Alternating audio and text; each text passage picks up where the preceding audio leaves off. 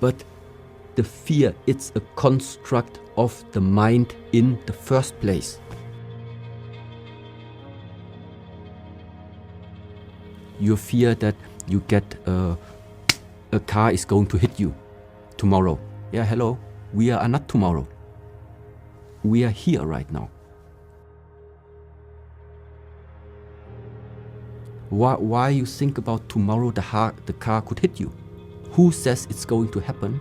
And where is the evidence it's going to happen? Where's the evidence it's not going to happen? You don't know. Stop thinking about tomorrow. The music is playing here right now.